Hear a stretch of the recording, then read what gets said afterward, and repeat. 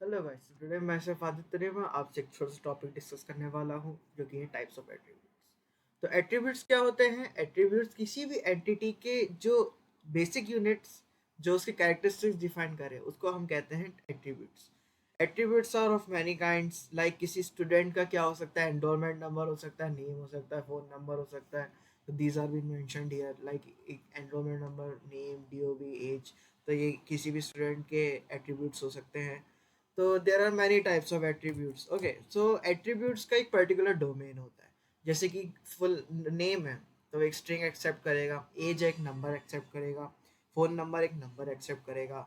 एक gender suppose मैं define करूँ तो वो एम और जी, अगर मैं एम और एफ उसको अलाउ करूँ एक्सेप्टेंस के लिए, तो अगर कोई यूज़र उसके कोई दूसरा डेटा टाइप डालना चाहे, जैसे स्ट्रिंग डाल रहा हो कोई फिर, तो हमारा कंप्यूटर उसको रिजेक्ट कर देगा। तो ये फॉर बेटर डेटा कंसिस्टेंसी और डेटा मैनेजमेंट के लिए ये फीचर होता है कि हर किसी का डोमेन होता है, डोमेन के बाहर एक्सेप्ट नहीं करता computer. Okay, so there are many types of attributes like composite, single valued, multi valued and stored and derived. तो ये सब यहाँ पे हमने मेंशन किए हैं और सबका एक अलग अलग तरीका होता है।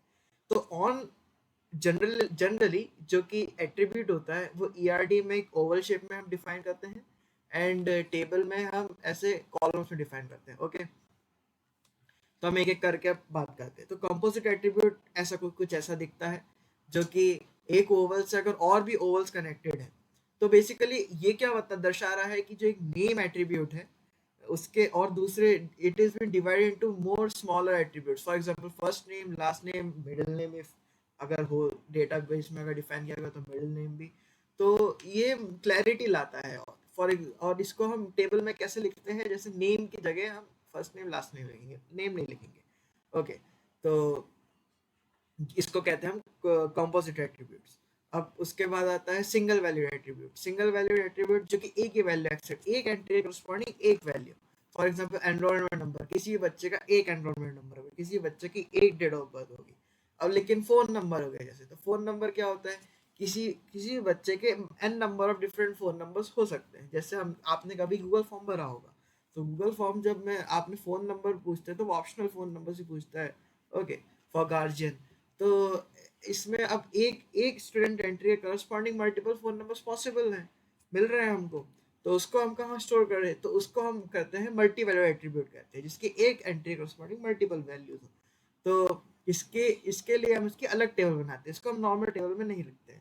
तो इसको हम एक प्राइमरी की ले लेते हैं। जैसे एनरोलमेंट नंबर है, हर बच्चे का अलग होगा, यूनिक की है। तो एनरोलमेंट नंबर के कॉन्कैटनेटेड हम एक फ़ोन नंबर लिखते हैं। ओके, इसको हम कैसे रिप्रेजेंट करते हैं? डबल ओवल से रिप्रेजेंट करते हैं ईआरडी डायग्राम में। अब फिर आता है stored and derived attribute. Stored and derived attribute क्या होता है? जैसे कोई एट्रीब्यूट है जो हमको डेटाबेस में स्टोर करना है। फॉर एग्जांपल जो चेंज नहीं होगा उसका, लाइक एनरोलमेंट नंबर किसी भी स्टूडेंट का एक होता है, साल भर एक होता है, कभी चेंज नहीं होता। सिमिलरली डेट ऑफ बर्थ, उसका lifetime date of birth same होता है, कभी भी चेंज करने की जरूरत नहीं पड़ती। बट एज, एज हर साल उसकी चेंज होती है किसी भी स्टूडेंट की। तो एज को डेटाबेस में as a permanent memory store करने का कोई फायदा नहीं है, क्योंकि हर साल आपको उसको चेंज करना है। तो हमने उसका एक दूसरा तरीका निकाला है, हम उसका यूज करते हैं डिराइव्ड एट्रीब्यूट, जो कि डेट ऑफ बर्थ से डिराइव्ड है। ओके, तो जब भी हमको कभी कैलकुलेशन करनी होती है तो हम डेट ऑफ बर्थ को से एक्सट्रैक्ट करते हैं इन्फॉर्मेशन और कैलकुलेट करके एज निकाल लेते हैं उसी समय की। ओके, तो ये इसको हम रिप्रेजेंट करते हैं ईआरडी में as a dotted oval. And इसका अब आप पूछेंगे कि आपने इसका ये कॉलम ही क्यों बनाया? ओके, जब कैलकुलेशन हो तो इसको as a temporary variable use करके हम कैलकुलेट कर सकते हैं।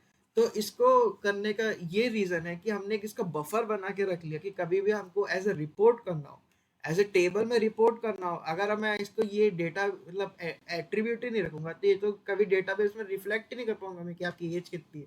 सिर्फ डेट ऑफ बर्थ ही रिफ्लेक्ट होएगा।